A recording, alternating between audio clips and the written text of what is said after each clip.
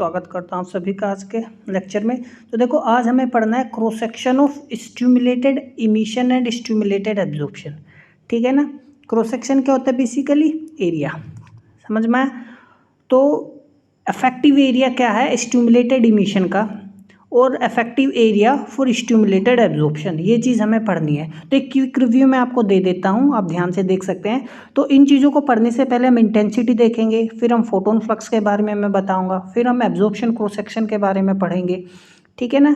Absorption cross section को derive करेंगे, emission cross section के बारे में पढ़ेंगे, फिर हम इमिशन क्रॉस सेक्शन का फॉर्मूला डेराइव करेंगे। ठीक है ना। तो stimulated emission cross section and stimulated above cross section आज के हमारे टॉपिक है। तो बिना समय गंवाए स्टार्ट करते हैं।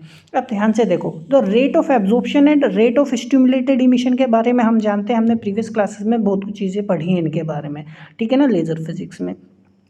अब जो रेट ऑफ एब्जॉर्प्शन और रेट ऑफ स्टिमुलेटेड इमिशन होता है ना, they can be related to absorption and emission cross section. हम इनको एब्जॉर्प्शन और इमिशन क्रॉस सेक्शन से रिलेट कर सकते हैं। अब ये एब्जॉर्प्शन और इमिशन क्रॉस सेक्शन है। अभी आप यहाँ ध्यान से देखो, अब ये मेरे पास सपोज क्या है, एटम है। ठीक है ना, समझ में आ गई बात? अब देखो, अब ये क्या कर रहा है, लाइट एब्जॉर्व कर रहा है। क्या कर रहा है? लाइट एब्जॉर्व कर रहा है। ठीक है ना। या मेरे पास इसको हम थोड़ा सा इस चीज़ को ना इस तरीके से समझते हैं, ध्यान से देखो। अब मेरे पास ये कोई सरफेस है, ठीक है ना, और ये सरफेस क्या कर रही है, लाइट एब्जॉर्व कर रही है। ठीक है ना। तो affective area offered by the surface for absorption of light, है ना। तो लाइट के एब्जॉर्प्शन के लिए जो अफेक्टिव एरिया ऑफर किया गया है ना, तो मान लो एब्जॉर्प्शन यहाँ पॉसिबल है, तो ये मेरे के लिए क्या हो जाएगा, एब्जॉर्प्शन क्रॉस सेक्शन हो जाएगा। समझ में आई बात? ठीक है ना। अब हम क्या करते हैं, बेसिकली एटम हमारे पास होता है तो उसमें स्टिमुलेटेड एब्जॉर्प्शन कराते हैं। अब यहाँ पर लोअर लेवल से अपर लेवल में एब्जॉर्प्शन होता है, तो अपने आप तो होता नहीं, हम क्या करते हैं, फोटोन इंसिडेंट करते हैं। फोटोन कौन एब्जॉर्व करता है? पार्टिकल्स एब्जॉर्व करते हैं, वो हायर स्टेट में चले जाते हैं। तो ये क्या है, स्टिमुलेटेड एब्जॉर्प्शन है। तो affective area offered for stimulated absorption is called cross section. समझ में आया? सेम तरीके से स्टिमुलेटेड इमिशन है। अब हायर स्टेट में जब पार्टिकल होता है तो अपने आप तो नीचे आता नहीं, जब उस अपने आप जब आता है तो हम स्पॉन्टेनियस इमिशन बोलते हैं। लेकिन हम स्टिमुलेटेड इमिशन में कब होता है, जब उस बाहर से फोटोन इंसिडेंट होता है। ठीक है ना, समझ में आया? तो क्रॉस सेक्शन या area, effective area offered to the photon, समझ में आया? जब ये इंसिडेंट करेगा तभी तो लाइट इमिट होगी। तो ये हमारे पास है। तो इस केस में हम क्या कहेंगे, cross section of stimulated emission, और यहाँ कहेंगे cross section of stimulated absorption. ठीक है ना। आइए और डिटेल में इन चीज़ों को पढ़ते हैं। तो उससे पहले हमें पता होना चाहिए एनर्जी डेंसिटी और इंटेंसिटी में क्या रिलेशन होता है। ठीक है ना।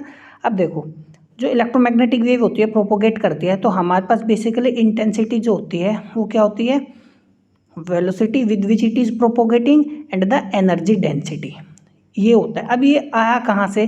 तो देखो मैं एक आइडिया आपको दे देता हूँ। हम जानते हैं इंटेंसिटी क्या होती है, बेसिकली एनर्जी अपॉन में एरिया इनटू टाइम, है ना। एनर्जी अपॉन में एरिया इनटू टाइम, ये हमारे पास किसका फॉर्मूला होता है, एनर्जी का ही तो फॉर्मूला होता है। समझ में आई बात? आप ध्यान से देखो, देखो वॉल्यूम क्या होता है, वॉल्यूम को हम बेसिकली एरिया इनटू में डिस्टेंस लिख सकते हैं, है ना। ये किसका डायमेंशन है, एल क्यूब का ही तो डायमेंशन आ गया। वॉल्यूम क्या है, एरिया इनटू डिस्टेंस। तो मैं एरिया को यहाँ पे क्या लिख सकता हूँ, वॉल्यूम अपॉन में डिस्टेंस। तो इस एरिया को क्या लिखा, वॉल्यूम अपॉन में डिस्टेंस, एक्स ऊपर चला गया, ये बन गया मेरे पास टी। समझ में आई बात? देखो एक्स अपॉन टी को तो मैंने लिख लिया यहाँ पर क्या, वेलोसिटी। और एनर्जी अपॉन वॉल्यूम क्या होता है, energy density. Energy upon volume क्या हो गया हमारे पास, एनर्जी डेंसिटी हो गया। तो ये मेरे पास यहाँ पर क्या आ गया, एनर्जी डेंसिटी। समझ में आई बात? सॉरी, ये यहाँ पर मेरे पास एक्स अपॉन में टी क्या होगा, वेलोसिटी होगा। तो मेरे पास ये फॉर्मूला यहाँ से आया। अब आई बात समझ में कहाँ से, ये हमने intensity is equal to velocity into energy density लिखा। अब हमने अपने 10th क्लास में पढ़ा होगा वेलोसिटी क्या, वेलोसिटी को हम क्या लिखते हैं, है ना, ये क्या होगा, एब्सोल्यूट रिफ्रैक्टिव इंडेक्स। तो एब्सोल्यूट रिफ्रैक्टिव इंडेक्स हमारे पास क्या होता है, एब्सोल्यूट रिफ्रैक्टिव इंडेक्स होता है वेलोसिटी ऑफ लाइट, ठीक है ना, and the velocity of light in the medium. और उस मीडियम का ये क्या हमारे पास रिफ्रैक्टिव इंडेक्स है। तो वेलोसिटी को मैंने क्या लिख लिया, सी अपॉन में एन। तो ये चीज़ आपको ध्यान रखनी है, क्योंकि हमारे पास जो एक्टिव मीडियम होगा लेज़र एम्पलीफिकेशन के लिए, उस एक्टिव मीडियम का क्या होगा, कुछ ना कुछ तो रिफ्रैक्टिव इंडेक्स होगा ना। ठीक है ना, और इलेक्ट्रोमैग्नेटिक वेव उसमें प्रोपोगेट करेगी। अब आगे चलते हैं। अभी क्या है, the number of photons crossing a unit area per unit time. देखो जो फोटोन फ्लक्स क्या होता है, किसी सरफेस से नंबर ऑफ फोटोन्स, ठीक है ना। अब ध्यान से देखो इस चीज़ को, देखो एक मिनट, हाँ अब देखो नंबर ऑफ फोटोन्स हो गया, ठीक है ना, अपॉन में एरिया हो गया और इनटू में टाइम। तो number of photons crossing an area per unit time. अब ये कोई सरफेस है, इस सरफेस से यूनिट एरिया में यूनिट टाइम में कितने फोटोन्स जा रहे हैं, वो क्या हो जाएगा हमारे पास, फ्लक्स हो जाएगा। समझ में आई बात, ठीक है ना। अब फ्लक्स को हम, अब देखो ध्यान से देखना चीज़ को, अब हमने इसको फ्लक्स को हम किससे रिलेट करें, फ्लक्स को मोर कैसे लिख सकते हैं, एनर्जी अब वो सॉरी इंटेंसिटी अपॉन में ये क्या है मेरे पास, एनर्जी। अब ये हम इसको लिख कैसे सकते हैं, अब यहाँ ध्यान से देखो, अब ये नंबर ऑफ फोटोन्स है मेरे पास, ठीक है ना। अब नंबर ऑफ फोटोन्स को मैं मान लो मैंने नंबर ऑफ फोटोन्स को किससे लिख लिया, एन से लिख लिया, ठीक है ना। और मेरे पास बेसिकली एरिया इनटू टाइम, और मैंने क्या कर दिया, ऊपर नीचे एच म्यू की मल्टीप्लाई कर दी। एनर्जी तो है, ये क्या है, एनर्जी है। तो ये तो मेरे पास क्या हो गई,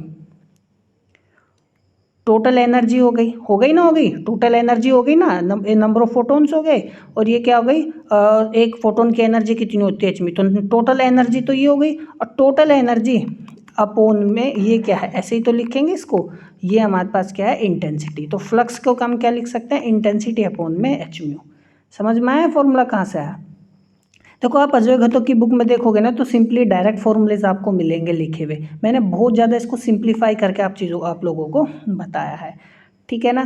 तो ये आ गया मेरे पास। अब यहाँ पर इंटेंसिटी अपॉन में एच म्यू हो गया, तो इंटेंसिटी का फॉर्मूला हमने अभी अभी ऊपर डेराइव किया है, हमने इस एक्सप्रेशन को रख देंगे, सी अपॉन में एन एच म्यू, और ये एच म्यू यहाँ सिंपली नीचे है, ये मैंने ऊपर से रख दिया। एन यहाँ पर देखो क्या है, रिफ्रैक्टिव इंडेक्स है, क्या है, रिफ्रैक्टिव इंडेक्स है। समझ में आई बात। अब बात करते हैं हम, देखो एब्जॉर्प्शन क्रॉस सेक्शन की, जो हमें अभी मेन हमारा पढ़ना है हमें। तो देखो एब्जॉर्प्शन क्रॉस सेक्शन क्या है, it represents the effective area for absorption by atoms. समझ में आ गया, सिंपल डेफिनेशन है, in the lower energy state. तो लोअर एनर्जी स्टेट में effective area offered for the absorption by atom, जो इफेक्टिव एरिया ऑफर होगा एब्जॉर्प्शन के लिए एटम्स के द्वारा, वही हमारे पास क्या होगा, एब्जॉर्प्शन क्रॉस सेक्शन होगा।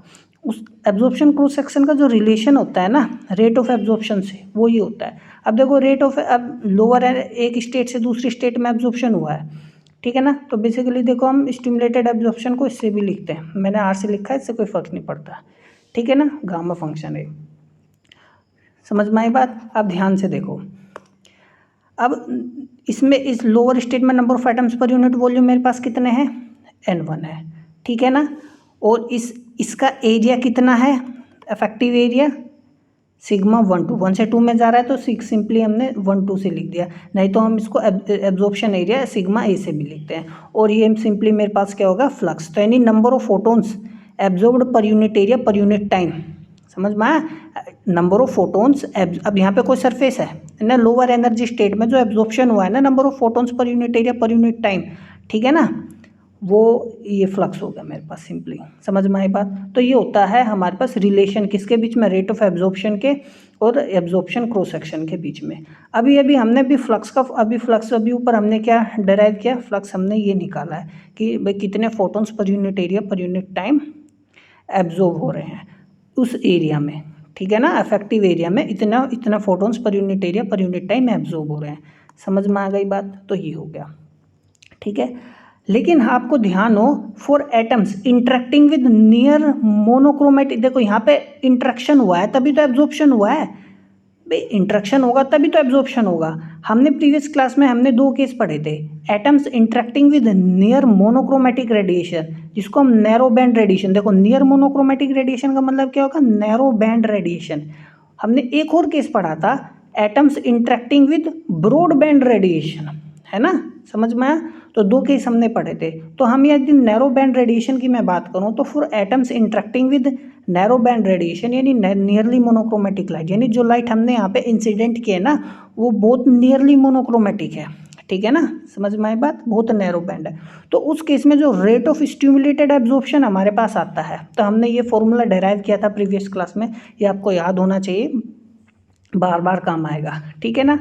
तो 1 2 1 से 2 में गया, ये हमारे पास स्पीड ऑफ लाइट है, रिफ्रैक्टिव इंडेक्स है, फ्रीक्वेंसी है, स्पॉन्टेनियस इमिशन का टाइम है ये, ठीक है ना। n1 ये हमारे पास क्या होता है, लाइन फंक्शन होता है, लाइन शेप फंक्शन है। ये हमारे पास क्या है, एनर्जी डेंसिटी है। समझ में आई बात, ठीक है। तो ये होता है, लेकिन हमने तो ये पढ़ा है रेट ऑफ स्टिमुलेटेड एब्जॉर्प्शन, और रेट ऑफ स्टिमुलेटेड एब्जॉर्प्शन हमारे पास ये है, तो दोनों क्या होने चाहिए, इक्वल होने चाहिए, ठीक है ना। तो दोनों को मैंने क्या कर दिया, इक्वल कर दिया। समझ में आई बात। आपको एक और मैं बात यहाँ पे बताना चाहता हूँ, देखो ये फंक्शन यहाँ नहीं आएगा यदि हम क्या ले ले, एटम्स किसके साथ इंटरेक्ट करें, ब्रॉड बैंड रेडिएशन के साथ। नैरो बैंड रेडिएशन में लाइन से फंक्शन आता है, ब्रॉड बैंड रेडिएशन में लाइन से फंक्शन नहीं आता, सिंपली ये फॉर्मूला हमारे पास हो जाता है, ठीक है ना। ये मैंने प्रीवियस लेक्चर में आपको बताया था। आगे चलते हैं, तो देखो दोनों को हमने कंपेयर कर दिया, इक्वल रख दिए। देखो n1 से मेरे पास n1 कटेगा, ठीक है ना। एनर्जी डेंसिटी से एनर्जी डेंसिटी कट गई, समझ में आया। देखो एक h से एक h ये चला गया मेरे पास, c से एक c गया, तो देखो c स्क्वायर बचा। रिफ्रैक्टिव इंडेक्स से एक रिफ्रैक्टिव इंडेक्स गया, तो मेरे पास n स्क्वायर बचा। समझ में आई बात, ठीक है ना। तो सिंपली कुछ नहीं है, हमारे पास ये बच गया। तो और यही मेरे पास क्या है, एब्जॉर्प्शन क्रॉस सेक्शन। ये क्या है, एब्जॉर्प्शन क्रॉस सेक्शन। समझ में आई बात, तो ये आपको ध्यान रखना है।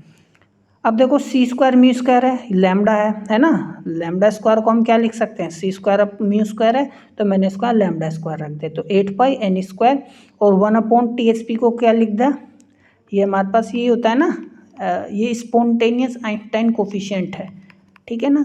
आप प्रीवियस क्लासेस में आपने पढ़ा होगा, ठीक है ना। देखो आप रेगुलर रहेंगे चीज़ें तभी समझ में आएंगी। और ये मेरे पास क्या हो गया, यहाँ पर सिंपली लाइन से फंक्शन हो गया। तो ये काफ़ी इंपॉर्टेंट फॉर्मूला है, याद रखना। अब देखो एग्जाम में क्या करेगा, आपको डेराइव कराने का, तो आप यूनिवर्सिटी एग्जाम्स में होंगे तो वहाँ तो आपसे पूछेगा। CSIR में उसमें क्या करेगा, आपको सिंपल फॉर्मूला दे देगा और 4 ऑप्शन दे देगा और पूछेगा एब्जॉर्प्शन क्रॉस सेक्शन का फॉर्मूला क्या है। याद होगा कर पाओगे, नहीं होगा तो नहीं कर पाओगे, सीधी सी बात है, ठीक है ना। ये चीज़ें है। अब यदि मैं ब्रॉडबैंड रेडिएशन लेता ना, तो मेरे पास सिंपल फॉर्मूला ये बन जाता है ना, उसमें लाइन से फंक्शन नहीं आता। आगे चलते हैं, बात करें इमिशन क्रॉस सेक्शन की, तो इफेक्टिव एरिया जहाँ से इमिशन हुआ है ना, by atoms high excited energy state में। तो स्टिमुलेटेड इमिशन कब होता है, जब all atoms already excited state में होता है। तो जो इफेक्टिव एरिया है जहाँ से इमिशन हुआ उसको हम बोलते हैं इमिशन क्रॉस सेक्शन। सिंपल सी लैंग्वेज है। और इसका क्या रिलेशन होता है स्टिमुलेटेड इमिशन के साथ, ये 2 से 1 में गया है, 2 से 1 में गया है, ठीक है ना। तो ये एरिया होगा, क्रॉस सेक्शन एरिया हो गया, number of atoms per unit volume हो गए हमारे पास एक्साइटेड स्टेट में। और ये क्या हो गया, फ्लक्स। अब यहाँ पे ये क्या है, फ्लक्स क्या है, number of atoms emitted per unit area per unit time. यहाँ पे एब्जॉर्प्शन नहीं हो रहा है, इमिशन हो रहा है, तो यहाँ पे फ्लक्स क्या होगा, number of atoms emitted per unit area per unit time. समझ में आई बात, ठीक है। फ्लक्स हमने ऑलरेडी प्रूव किया था क्या होता है हमारे पास, सिंपली ये है। तो 4 atoms interacting with nearly monochromatic radiation या narrow band radiation, rate of stimulated emission, तो ये भी होता है हमारे पास, सिंपल, ठीक है ना। सेम है, देखो R12 और R21 का फॉर्मूला क्या है, सेम है, अंतर बस क्या है, यहाँ 1 से 2 में जाएगा तो यहाँ पे N1 आ जाएगा, ये 2 से 1 में गया है तो यहाँ पे N1 आ गया। समझ में आई बात, यदि आपको ध्यान हो तो हम इन दोनों को क्या कर देंगे, इक्वल रखेंगे और कंपेयर करेंगे। तो सिंपली हमारे पास N2 से N2 चला जाएगा, C से एक C जाएगा, म्यू से एक म्यू जाएगा, H से ये H कट जाएगा, रिफ्रैक्टिव इंडेक्स से ये होगा। समझ में आई बात, ये कट गया, तो सिंपल हमारे पास ये आ गया, ठीक है ना। और सी स्क्वायर म्यू स्क्वायर को हम लैम्डा स्क्वायर लिख सकते हैं, और 1/TSP को सिंपली मैंने जैसे बताया था हमारे पास ये होता है, ठीक है ना। ब्रॉड बैंड के लिए ये नहीं आएगा, मैं फिर से रिपीट कर रहा हूँ। यदि आपने एक बात गौर करी हो, दोनों क्रॉस सेक्शन इक्वल है ना। देखो ये और ये दोनों क्या आए हमारे पास, इक्वल आए हैं, है ना। तो thus we observed that absorption and emission cross section are equal. Absorption और इमिशन क्रॉस सेक्शन क्या है, इक्वल है, ठीक है ना। तो 1 2 या 2 1 क्या है, दोनों इक्वल है, या हम इसको ए से लिख सकते हैं, ई से, A for absorption, E for emission. समझ में आ गई बात। तो note that absorption and emission cross sections are function of frequency. क्या है, फंक्शन ऑफ फ्रीक्वेंसी है। तो यही तो आया था हमारे पास, लैम्डा स्क्वायर 8 पाई एन स्क्वायर A21, यही तो है। समझ में आए? तो एब्जॉर्प्शन और इमिशन क्रॉस सेक्शन क्या है, फंक्शन है फ्रीक्वेंसी के, और लाइन से, फंक्शन से और लाइफ टाइम टीएसपी से डिपेंड करते हैं। ठीक है ना, समझ में आई बात? तो ये था इसेंस, आपको समझना है। ठीक है, मैंने बहुत चीज़ें यहाँ पर आपको मैं जैसे बता रहा हूँ छोटा तोड़ के बताई हैं। आप अजोघतो की बुक उठा के देखोगे तो उसमें इस स्टेप्स को मिस किया हुआ है। ठीक है ना, प्रूफ आप वहाँ पे भी देख सकते हो। तो ये था हमारा आज का लेक्चर, मिलते हैं अगले लेक्चर में, तब तक पढ़ते रहिए, नमस्कार।